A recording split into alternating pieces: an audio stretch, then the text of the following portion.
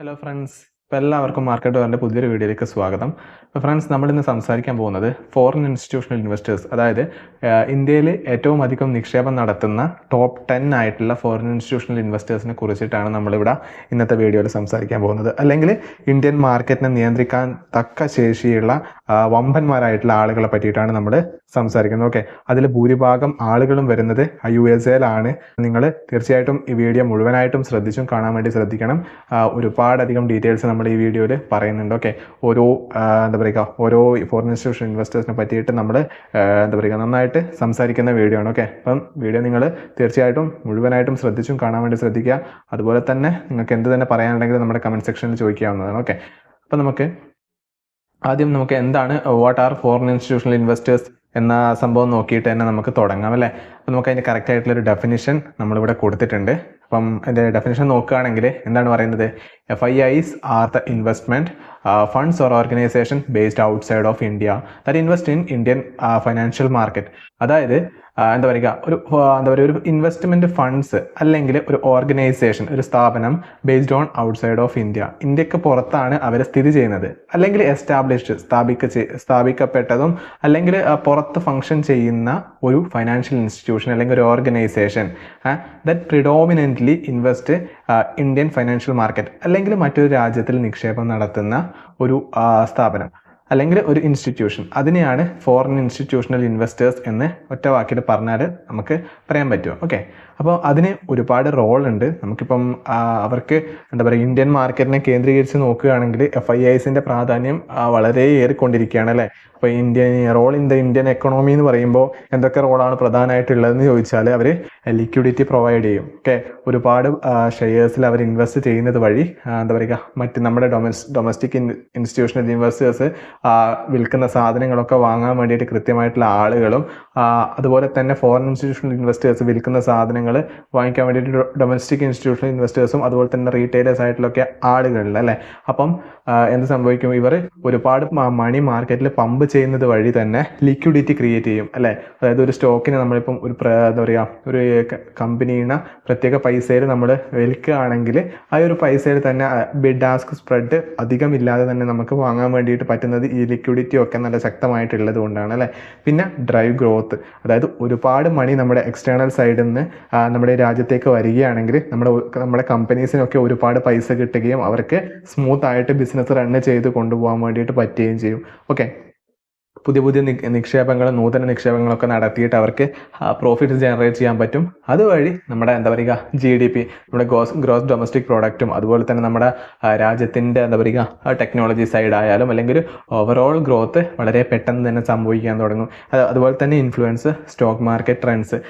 അതായത് FIIs കാര്യമായിട്ടുള്ള രീതിയിൽ ഏതെങ്കിലും ഒരു സ്റ്റോക്കിനെയോ അല്ലെങ്കിൽ ഇൻഡെക്സിനെ ഫോക്കസ് ചെയ്ത് നിക്ഷേപിക്കുകയാണെങ്കിൽ ശക്തമായിട്ട് നിങ്ങൾക്ക് വാച്ച് ചെയ്താൽ കാണാൻ പറ്റും എത്ര ശക്തമായിട്ടാണ് നമ്മുടെ മാർക്കറ്റ് മുകളിലേക്ക് ഉയരുകയും അല്ലെങ്കിൽ താഴോട്ടേക്ക് പോവുകയും FIIസിൻ്റെ ആക്ടിവിറ്റി കൊണ്ട് സംഭവിക്കുന്നതെന്ന് നിങ്ങൾക്ക് പറയാൻ പറ്റും അല്ലേ. അപ്പോൾ നമുക്കിപ്പോൾ റീസെൻ്റ് ആയിട്ട് തന്നെ FIIs ഇപ്പം കഴിഞ്ഞ മാസം കംപ്ലീറ്റ് ആയിട്ട് മാർക്കറ്റിനെ സെല്ല് ചെയ്ത് ഡൗണിലോട്ടേക്ക് കൊണ്ടുപോയിട്ടുണ്ട്. പല തവണയും DIIs ബൈ ചെയ്ത് അപ്പിലേക്ക് കൊണ്ടുപോകാൻ ശ്രമിച്ചിട്ടുണ്ടെങ്കിൽ കൂടി FIIs ആണ് അവിടെയൊക്കെ വിജയിച്ചത്. അപ്പോൾ നിങ്ങൾക്ക് FIIസിൻ്റെ ഒരു ഇമ്പാക്റ്റ് അല്ലെങ്കിൽ ഒരു പ്രാധാന്യം നിങ്ങൾക്ക് മനസ്സിലായിട്ടുണ്ടാകും. ഓക്കെ, ഇനി key impact. FIIs play a major role in market stability and affect exchange rates, capital flows and market confidence അല്ലേ. നെക്സ്റ്റ് നമുക്ക് എന്തുകൊണ്ടാണ് FIIs ഇൻവെസ്റ്റ് ഇൻ ഇന്ത്യ, അതായത് നമ്മളിപ്പോൾ കാര്യമായ രീതിയിൽ നോക്കുകയാണെങ്കിൽ ഇപ്പം ഡെവലപ്പിംഗ് കൺട്രീൻ്റെ സൈഡ് വെച്ച് നോക്കുകയാണെങ്കിൽ ഇന്ത്യയാണ് ഇപ്പം നല്ല ശക്തമായിട്ട് ഡെവലപ്പ് ചെയ്തുകൊണ്ടിരിക്കുന്ന രാജ്യം എന്ന് പറയുന്നത് അല്ലേ.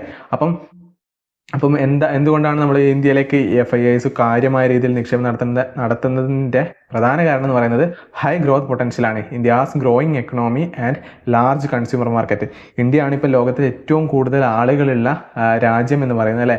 അതുപോലെ തന്നെ ഏറ്റവും കൂടുതൽ യങ് പോപ്പുലേഷൻ ഉള്ള രാജ്യവും നമ്മുടെ ഇന്ത്യ തന്നെയാണ് അല്ലേ. അതുകൊണ്ട് തന്നെ ഒരുപാട് വർക്കിംഗ് ക്ലാസ് ആയിട്ടുള്ള ആളുകളുണ്ട്. അപ്പോൾ ഇവർക്കൊക്കെ എഫക്റ്റീവ് ആയിട്ടുള്ള രീതിയിൽ ഇവർ ജോബ് ചെയ്യുകയാണെങ്കിൽ നന്നായിട്ടുള്ള പ്രൊഡക്ഷനും അല്ലെങ്കിൽ നല്ല സർവീസ് കൊടുക്കാൻ വേണ്ടിയിട്ട് പറ്റുകയും ചെയ്യും. അതുപോലെ തന്നെ ഈ യങ് പോപ്പുലേഷൻ കാര്യമായ രീതിയിൽ ഒരുപാട് സാധനങ്ങൾ പർച്ചേസ് ചെയ്യുകയൊക്കെ ചെയ്യുമ്പം പല കമ്പനീസിനും അത് ഗുണം ചെയ്യും. ഓക്കെ, അങ്ങനെ പല കമ്പനീസിലും കൃത്യമായ രീതിയിൽ ഫണ്ട്സ് ഇൻസൈഡിലേക്ക് ഒഴുകുമ്പം ആ കമ്പനീസിനൊക്കെ high amount of profits generate ചെയ്യാൻ പറ്റും. അപ്പം ഈ ഒരു കാരണം കൊണ്ടാണ് FIIs കാര്യമായ രീതിയിൽ ഇന്ത്യയിലേക്ക് ഇപ്പം നിക്ഷേപം നടത്തുന്നത്.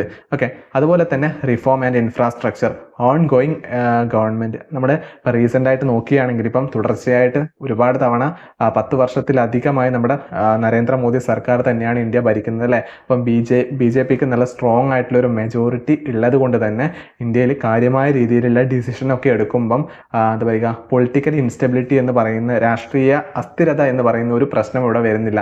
അതായത് ഡിസിഷനൊക്കെ എടുക്കുമ്പോൾ പാർലമെന്ററിൽ മെജോറിറ്റി സ്റ്റേക്ക് ഇവർക്ക് ഉള്ളത് കൊണ്ട് തന്നെ എന്താ പറയുക, ഡിസിഷനും അതായത് കമ്പനീസിനെയൊക്കെ ബാധിക്കുന്ന എന്ത് പ്രശ്നങ്ങളും കാര്യങ്ങളൊക്കെ ഇവർക്ക് തന്നെ ഒരു ഡിസിഷൻ എടുത്ത് കൊണ്ടുപോകാൻ പറ്റും അല്ലേ. അതൊക്കെയാണ് FIIsനെ കൂടുതലായിട്ട് ഇന്ത്യയിലേക്ക് നിക്ഷേപിക്കാൻ വേണ്ടിയിട്ട് പ്രേരിപ്പിക്കുന്ന ഘടകങ്ങൾ.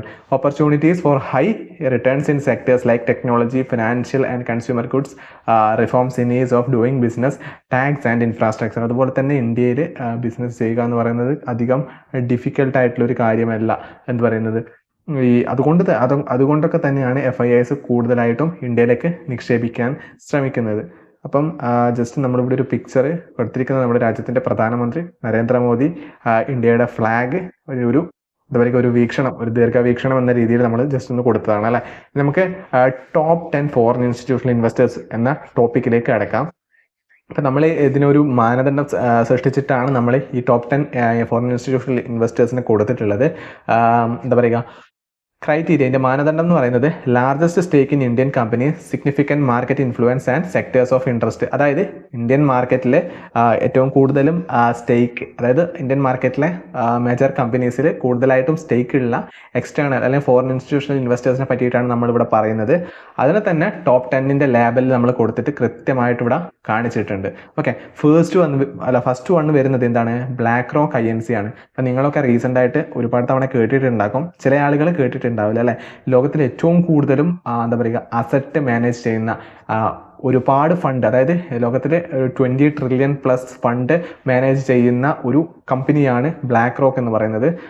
എന്താ പറയുക, ഒട്ടുമിക്ക എല്ലാ ഗ്ലോബലി ഉള്ള മേജർ കമ്പനീസിലും ബ്ലാക്ക് റോക്കിന് സിഗ്നിഫിക്കൻ്റ് ആയിട്ടുള്ള സ്റ്റേക്ക് ഉണ്ടെന്നാണ് പറയുന്നത് അല്ലേ. അപ്പം ബ്ലാക്ക് റോക്ക് INCനെ പറ്റി സംസാരിക്കുകയാണെങ്കിൽ അത് സ്ഥിതി ചെയ്യുന്നത് എവിടെയാണ്, USA സ്ഥിതി ചെയ്യുന്നത്. അതിൻ്റെ കാര്യമായിട്ടുള്ള ഇൻവെസ്റ്റ്മെൻറ്റ് ഫോക്കസ് ചെയ്യുന്നത് ഫിനാൻഷ്യൽ, ടെക്നോളജി ആൻഡ് കൺസ്യൂമർ ഗുഡ്സിലാണ് അല്ലേ.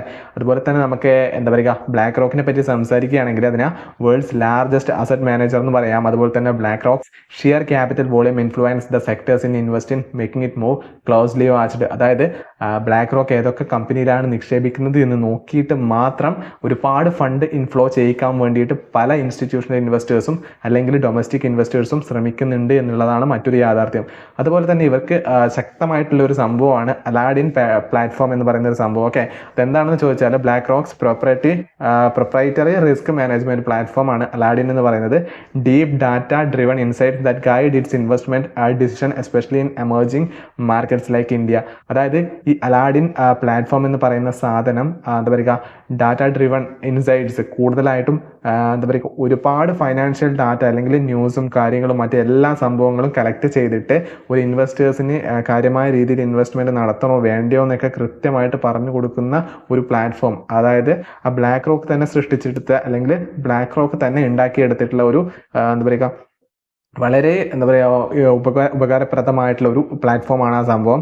ഒരുപാട് ബാങ്ക്സും ഫൈനാൻഷ്യൽ ഇൻസ്റ്റിറ്റ്യൂഷൻസും അല്ലെങ്കിൽ എന്താ പറയുക ഹൈ നെറ്റ്വർത്ത് ഇൻഡിവിജ്വൽസും ഒക്കെ യൂസ് ചെയ്തിട്ട് കാര്യമായ രീതിയിൽ ഇൻവെസ്റ്റ്മെൻ്റ് ഒക്കെ നടത്താൻ വേണ്ടിയിട്ട് ഉപയോഗിക്കുന്ന ഒരു പ്ലാറ്റ്ഫോം കൂടിയാണത് അല്ലേ. പിന്നെ നെക്സ്റ്റ് ഒന്ന് പറയുകയാണെങ്കിൽ നമ്മുടെ ബ്ലാക്ക് റോക്ക് കൂടുതലായിട്ട് ഇൻവെസ്റ്റ് ചെയ്യുന്നത് ഒന്ന് ICICI ബാങ്കിലും HDFC ഇൻഫോസിസിലൊക്കെ നല്ല സിഗ്നിഫിക്കൻ്റ് ആയിട്ടുള്ള സ്റ്റേക്ക് ബ്ലാക്ക് റോക്കിന് ഉണ്ട്. ഓക്കെ, പിന്നെ നെക്സ്റ്റ് പറയുകയാണെങ്കിൽ focus on ESG economical focus on ESG അല്ലേ.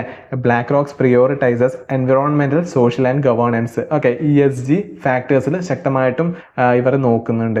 അതായത് which means the heavily support companies in India that emphasises sustainability. സുസ്ഥിരത കൂടുതലായിട്ടുള്ള കമ്പനീസിനെയാണ് ഇവർ കാര്യമായ രീതിയിൽ നോക്കുന്നത്. ആ ഒരു കമ്പനി തന്നെയാണ് ഭാവിയിൽ നല്ല രീതിക്ക് ഫങ്ഷൻ ചെയ്ത് പോകാനുള്ള പോസിബിലിറ്റി സാധ്യതയുള്ളതും. അതുകൊണ്ടൊക്കെ തന്നെയാണ് ESGയിൽ ഫോക്കസ് ചെയ്യുന്നത്. നെക്സ്റ്റ് ഗ്ലോബൽ റീച്ച് ആണ്. അവർക്ക് നല്ല ശക്തമായിട്ടുള്ള പ്രസൻസ് പ്രസൻസ് ഇൻ ഓവർ 100+ കൺട്രീസിൽ അവർക്ക് ശക്തമായിട്ടുള്ള റീച്ച് ഉണ്ട്. BlackRock brings international standard and practices to its portfolio companies in India.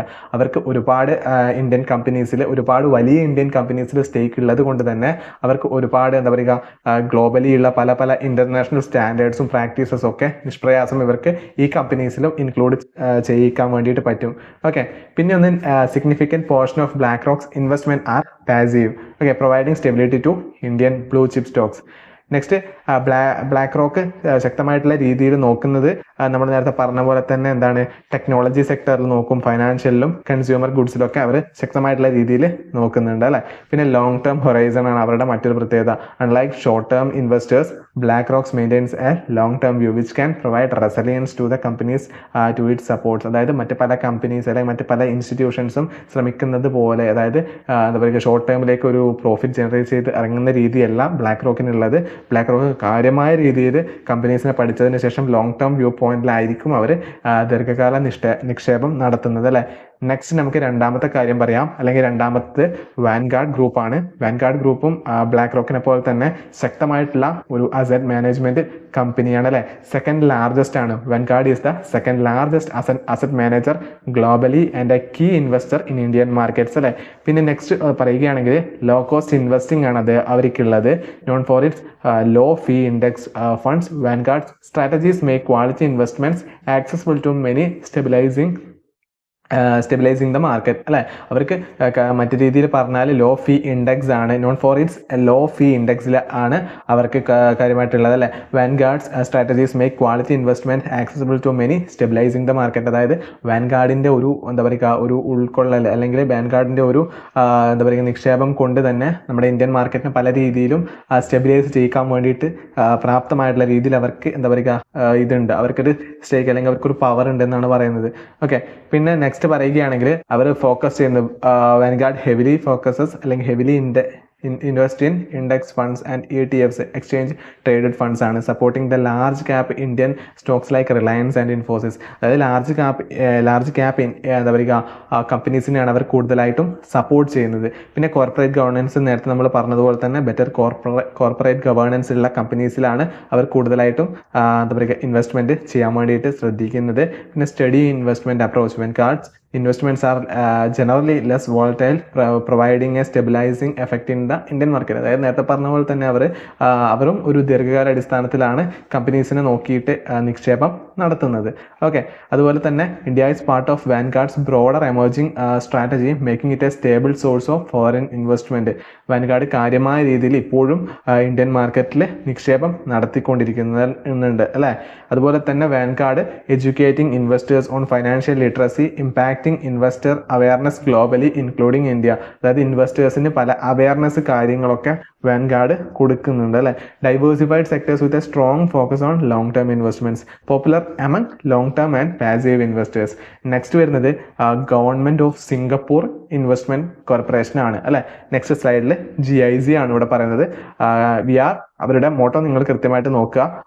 V are driven by a common purpose securing Singapore's financial future. അതായത് നമ്മുടെ എന്താ പറയുക വേറെ ഒരു രാജ്യം, വേറെ ഒരു കൺട്രിക്ക് അവരുടെ എന്താ പറയുക അവരുടെ ഫ്യൂച്ചർ എന്താ പറയുക സെക്യൂർ ചെയ്യാൻ വേണ്ടിയിട്ട് അവർ മറ്റൊരു കൺട്രിയിൽ കാര്യമായ രീതിയിൽ നിക്ഷേപം നടത്തുന്നത്. ഏത് കൺട്രി? നമ്മുടെ ഇന്ത്യ തന്നെ. അപ്പം പുറമേയുള്ള ഗവൺമെൻറ് ഓഫ് സിംഗപ്പൂരിലെ ഗവൺമെൻറ്റിന് പോലും അത്രയും വിശ്വാസമാണ് ഇന്ത്യൻ മാർക്കറ്റിനെ പറ്റിയിട്ട്. സോ അവരും കാര്യമായ രീതിയിൽ എന്താ പറയുക ഇന്ത്യയിലേക്ക് നിക്ഷേപം നടത്തുന്നുണ്ടെന്നാണ് പറയുന്നത് അല്ലേ. കൺട്രി സിംഗപ്പൂരാണ്. അത് അവർ കൂടുതലായിട്ടും നോക്കുന്നത് real estate and technology infrastructure ആണ് അല്ലേ. ഒരുപാട് റിയൽ എസ്റ്റേറ്റ് മേഖലയിൽ അവർ നിക്ഷേപം നടത്തുന്നുണ്ട്. അവർക്ക് കാര്യമായ രീതിയിലുള്ള നിക്ഷേപം ഒന്ന് കോട്ടക് മഹീന്ദ്ര ബാങ്കിലുണ്ട്, HDFCയിലുണ്ട്, അവന്യൂ സൂപ്പർ മാർട്ട്സ് ഉണ്ട് അല്ലേ. നെക്സ്റ്റ് വരുന്നത് സിംഗപ്പൂർ സൊവേറിയൻ വെൽത്ത് ഫണ്ട് എന്ന് പറയുന്നത് വളരെ ശക്തമായിട്ടുള്ള ഒരു വെൽത്ത് ഫണ്ടാണ്. ഓക്കെ, നെക്സ്റ്റ് എന്താ പറയുക സിംഗപ്പൂർസിന് ഒരുപാട് എന്താ പറയുക sovereign wealth fund GIZ invest in India's long term growth potential. പിന്നീട് നമുക്ക് നെക്സ്റ്റ് പറയുന്നത് high stakes in Indian real എസ്റ്റേറ്റ്സിൽ ഒരുപാട് അല്ലെങ്കിൽ കാര്യമായ രീതിയിൽ നിക്ഷേപം ഇവർക്ക് ഉണ്ട്. JC has large investment in Indian real estate, notably in Mumbai, Bangalore commercial sectors. നിങ്ങൾ ബാംഗ്ലൂരിലും അതുപോലെ തന്നെ മുംബൈയിലൊക്കെ പോയിട്ടുണ്ട് എങ്കിൽ തീർച്ചയായിട്ടും നിങ്ങൾക്ക് ഒരുപാട് റിയൽ എസ്റ്റേറ്റ്സ് നിങ്ങൾക്ക് കാണാൻ വേണ്ടിയിട്ട് പറ്റുമല്ലേ. ഒരുപാട് വലിയ വലിയ ബിൽഡിങ്സ് ഒക്കെ കാണാൻ പറ്റുമല്ലേ. അപ്പം ഒരുപക്ഷെ നമ്മൾ പറഞ്ഞാൽ ഈ GIC ഇവർക്കുള്ള നിക്ഷേപം വളരെ വലിയതാണ്. ഈ ബാംഗ്ലൂരും അല്ലെങ്കിൽ എന്താ പറയുക മുംബൈ പോലെയുള്ള വളരെ വലിയ മെട്രോപൊളിറ്റൻ സിറ്റിയിലൊക്കെ ഇവിടെയൊക്കെ നിക്ഷേപം കൊടുക്കുന്നത് തന്നെ പല റിയൽ എസ്റ്റേറ്റ് മേഖലയിലും ഇവർക്ക് ശക്തമായിട്ടുള്ള നിക്ഷേപമുണ്ട് എന്നാണ് കാണിച്ചു തരുന്നത്. നെക്സ്റ്റ് എന്താണ്? Diversified portfolio. അതായത് റിയൽ എസ്റ്റേറ്റിന് പുറമെ ഇവർ Indian financial service and consumer ഗുഡ്സിലും കാര്യമായ രീതിയിൽ നിക്ഷേപം നടത്തുന്നുണ്ട് അല്ലേ. പിന്നെ എന്താണ് പറയുന്നത്? Investment style means it supports Indian firms over extended period. പിന്നെ infrastructure investment. GIC is a major investor in Indian infrastructure projects which aids Indian long term development. Okay, partnering with local funds, environmental focus, എന്താ പറയുക, increasingly focused on sustainable investment. സുസ്ഥിരമായിട്ടുള്ള investment ആണ് ഇവർ കാര്യമായ രീതിയിൽ നോക്കുന്നത്. Okay, next അടുത്ത സ്ലൈഡിലേക്ക് പോകാം. അടുത്തത് എന്താ പറയുക, അടുത്തതും ഒരു കൺട്രി തന്നെയാണ് ശക്തമായിട്ടുള്ള രീതിയിൽ ഇന്ത്യയിൽ നിക്ഷേപിക്കുന്നത്. അത് അബുദാബി ഇൻവെസ്റ്റ്മെന്റ് അതോറിറ്റിയാണ് അല്ലേ. Abu Dhabi investment authority. ഓക്കെ, ഇതിന്റെ കൺട്രി എവിടെയാണ്? UAE-ലാണ്, United Arab Emirates. Okay, middle east influence. Okay, Abu Dhabi investment authority അല്ലെങ്കിൽ middle east capital to India, open with a focus on energy and infrastructure, oil backed reserves with vast oil reserves funding it. ADIA can take higher risk in emerging markets like India. അതായത് ഇൻഫ്രാസ്ട്രക്ചറിൽ അവർ നിക്ഷേപിക്കുന്നുണ്ട്, ഫിനാൻഷ്യലിലും ഉണ്ട്, emerging ടെക്കിലും ഉണ്ട് അല്ലേ. പിന്നെ എന്താണ്? Key holdings എന്ന് പറയുന്നത് അദാനി എന്റർപ്രൈസസിൽ അവർ നിക്ഷേപിക്കുന്നുണ്ട്, Bharati Airtel ഉണ്ട് അല്ലേ. പിന്നീട് എന്താ അവരുടെ പ്രത്യേകിച്ച് പറയാനുള്ള കാര്യം എന്ന് പറഞ്ഞാൽ technology ventures. Recently, ADIA has shown a growing interest in India tech startup providing capital to tech innovators. അവരിപ്പോൾ റീസെൻ്റ് ആയിട്ട് നോക്കുകയാണെങ്കിൽ ഇന്ത്യയിലെ ടെക് സ്റ്റാർട്ടപ്പിൽ കാര്യമായിട്ടുള്ള രീതിയിൽ നിക്ഷേപം നടത്തുന്നുണ്ട് എന്നാണ് പറയുന്നത്. പിന്നെ ലോങ് ടേം ഓറിയന്റേഷൻ ആണ്, അതായത് other sovereign bonds take A long term view investing in Indian growth potential. ഇവരൊക്കെ കാര്യമായ രീതിയിൽ ഇന്ത്യയുടെ ലോങ് ടേം പൊട്ടൻഷ്യൽ നോക്കിയിട്ട് ലോങ് ടേമിലേക്കാണ് നമ്മൾ ഈ പറയുന്ന ഈ ഇൻവെസ്റ്റേഴ്സ് ഒക്കെ അധികമായിട്ടും നിക്ഷേപിക്കുന്നത്. High asset under management. ADIA's large asset under management enables significant investment in top Indian companies impacting market indices. അതായത് അബുദാബി ഇൻവെസ്റ്റ്മെന്റ് അതോറിറ്റി തന്നെ ഇന്ത്യയിലെ മേജർ ആയിട്ടുള്ള ഒരുപാട് കമ്പനീസിൽ അവർ നിക്ഷേപം നടത്തിയിട്ടുണ്ട്. അതുകൊണ്ട് തന്നെ ഇൻഡൈസസ് എങ്ങോട്ട് നീങ്ങണമെന്ന് തീരുമാനിക്കാനും ഇവർക്ക് എന്താ പറയുക കാര്യമായ രീതിയിൽ സാധിക്കുമെന്നാണ് പറയുന്നത് അല്ലേ. നെക്സ്റ്റ് നമുക്ക് അടുത്ത കൺട്രി അല്ലെങ്കിൽ അടുത്ത ഇൻവെസ്റ്റ്മെന്റ് ഏതാണെന്ന് നോക്കാം.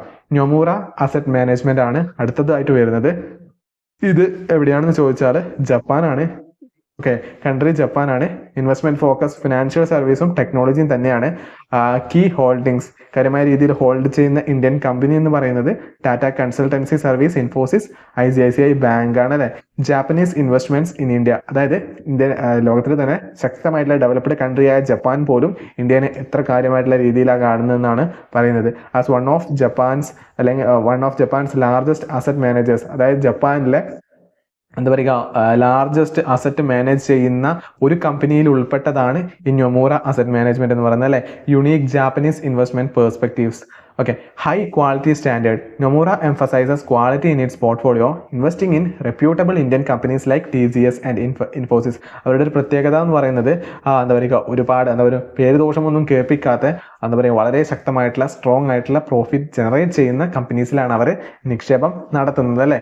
Nomura's investment often come with a focus on technology and efficiency, reflecting a Japan's tech-driven economy. അതായത് ജപ്പാൻ എന്ന് പറയുന്നത് തന്നെ ടെക്കിന്റെ എക്സ്ട്രീം വേർഷനിൽ എന്താ പറയുക ഫംഗ്ഷൻ ചെയ്തുകൊണ്ടിരിക്കുന്ന ഒരു കമ്പനിയാണ് അല്ലെ. ടെക്കിന്റെ നൂതനമായിട്ടുള്ള എല്ലാ സാങ്കേതിക വിദ്യയും അവരുടെ കയ്യിലുണ്ട്. അപ്പോൾ അവർക്ക് കൂടുതലായിട്ടും ടെക്കിനോട് ഇൻട്രസ്റ്റ് ഉണ്ട്. അപ്പോൾ ഇന്ത്യയിൽ ടെക് ഏരിയയിൽ കൂടുതലായിട്ട് നിക്ഷേപിക്കാൻ വേണ്ടിയിട്ട് അവർ ശ്രദ്ധിക്കുന്നുണ്ട് എന്നാണ് പറയുന്നത് അല്ലേ. നെക്സ്റ്റ് വരുന്നത് എന്താണ്? Nomura works well with Indian firms that align with Japanese values such as customer service and operational efficiency.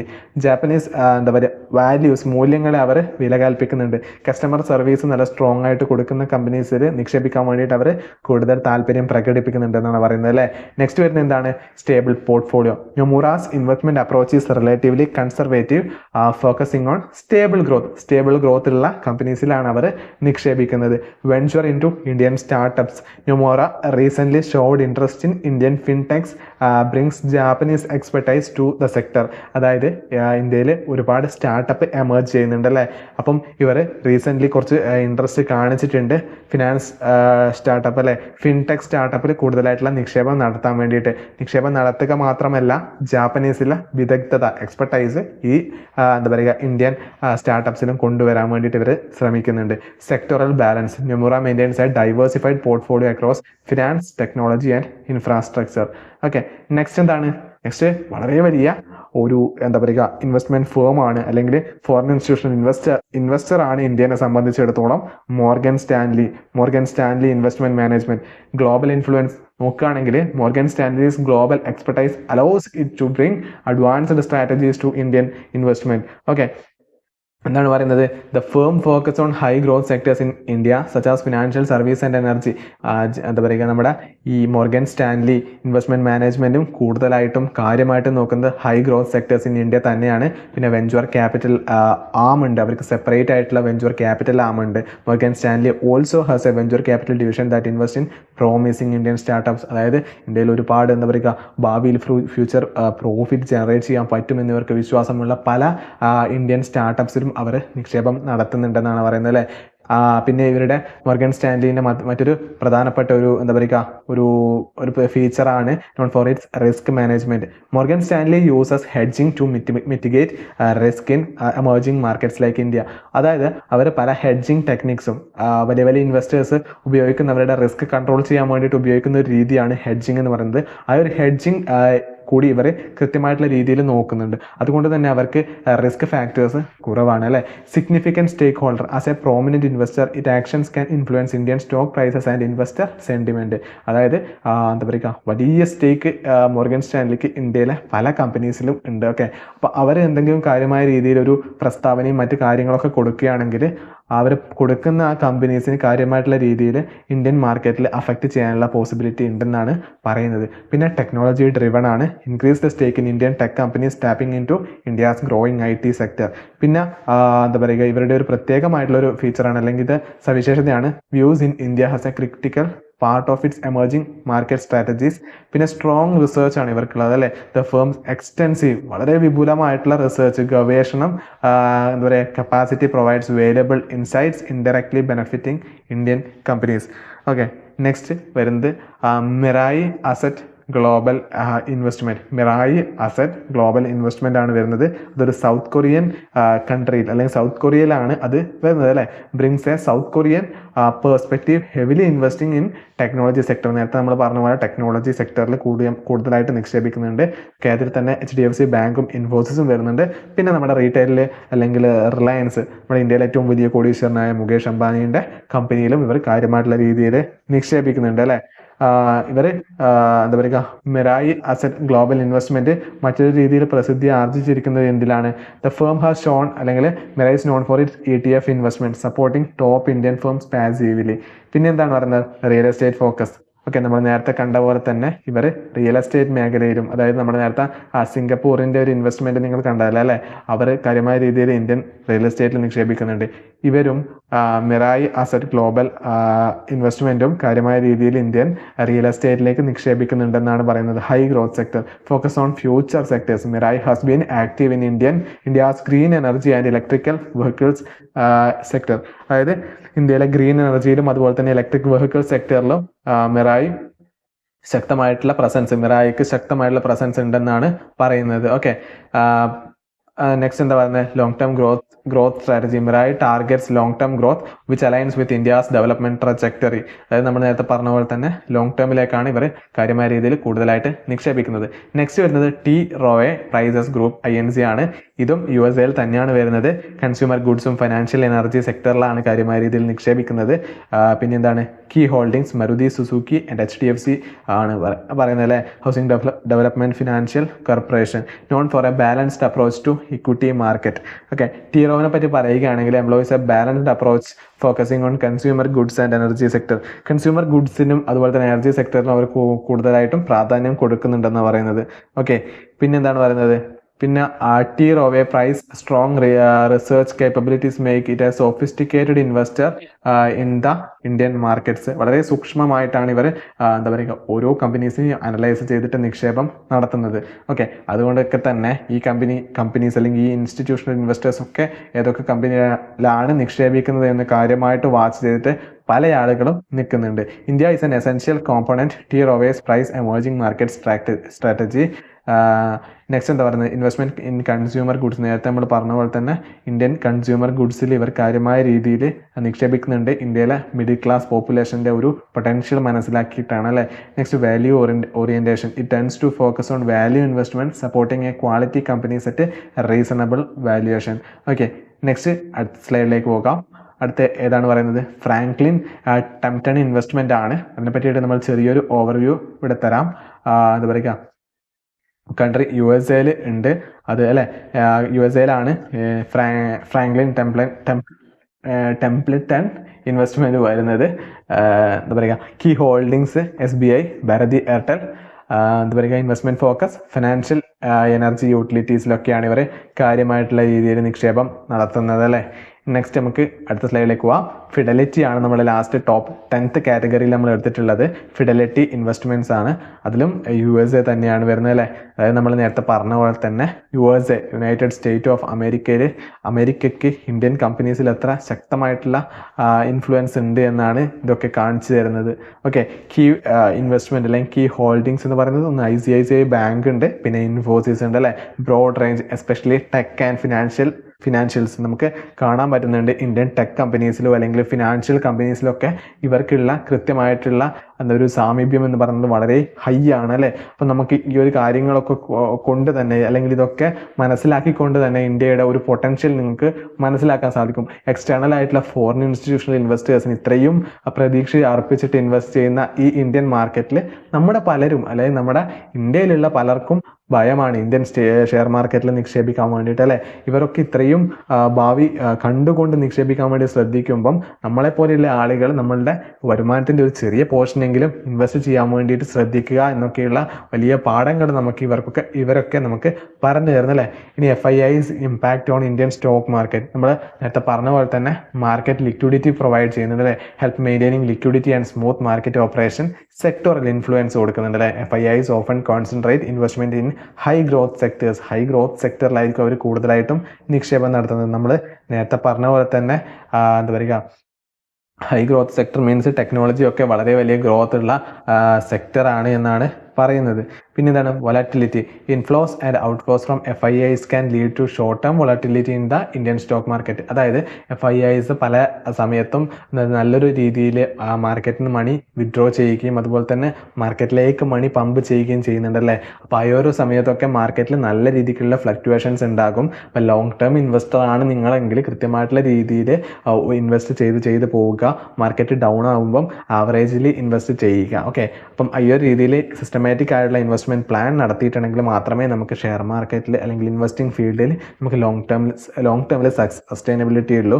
അല്ലെങ്കിൽ നമ്മൾ നല്ലൊരു ലോ പ്രൈസിൽ കണ്ടിട്ട് വലിയ രീതിയിലുള്ള ഫണ്ട് ഇൻവെസ്റ്റ് ചെയ്ത് പിന്നെ നമ്മൾ ഒരു 10 വർഷമൊക്കെ കഴിഞ്ഞിട്ട് നോക്കിയാൽ നമുക്ക് എന്താ പറയുക എക്സ്പോണൻഷ്യൽ ആയിട്ടുള്ള അല്ലെങ്കിൽ സ്ട്രോങ് ആയിട്ടുള്ള റിട്ടേൺസ് നമുക്ക് കിട്ടുന്നതായിരിക്കും. ഓക്കെ, ഇനി benefits and risk of FIIs investments in India നോക്കാം.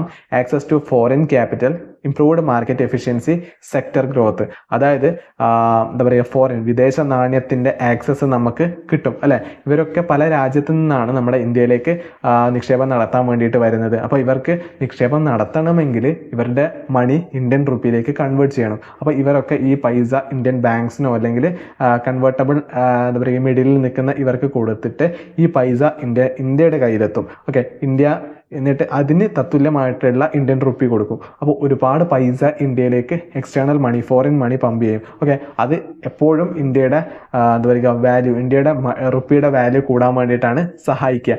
Risk potential capital flights during global crisis and currency risk. Okay, ഇനി നമ്മൾ ഫൈനലി കൺക്ലൂഷൻ സ്റ്റേജിൽ എത്തിയിട്ടുണ്ട്. അത് നമുക്ക് ചുരുക്കം പറയുകയാണെങ്കിൽ FIIs play a significant role in Indian economic growth and market dynamics. The presence of these top 10 FIIs reflects global confidence in India's growth story. Okay, അതുപോലെ തന്നെ നമ്മുടെ വീഡിയോ നിങ്ങൾക്ക് ഇഷ്ടമാവുകയാണെങ്കിൽ തീർച്ചയായിട്ടും ലൈക്ക് ചെയ്യണം, ഷെയർ ചെയ്യണം, സബ്സ്ക്രൈബ് ചെയ്യണം. അതുപോലെ തന്നെ എന്ത് തന്നെ പറയാനുണ്ടെങ്കിലും നിങ്ങൾക്ക് നമ്മുടെ കമൻറ്റ് സെക്ഷനിൽ ചോദിക്കാവുന്നതാണ്. നമ്മളതിന് മറുപടി പറയുന്നതായിരിക്കും. ഓക്കെ, അതുപോലെ തന്നെ നിങ്ങൾക്ക് മറ്റേത് വീഡിയോനെ കുറിച്ചിട്ടാണ് ചെയ്യേണ്ടത് എന്നും നിങ്ങൾ കമൻറ്റ് സെക്ഷനിൽ പറയുകയാണെങ്കിൽ നമ്മൾ തീർച്ചയായിട്ടും അതിനെ പരിഗണിക്കുന്നതായിരിക്കും. ഓക്കെ, അപ്പം വീഡിയോ കണ്ടതിന് വളരെയധികം നന്ദിയുണ്ട്. അടുത്ത വീഡിയോയിൽ കാണുന്നത് വരെ നന്ദി, നമസ്കാരം.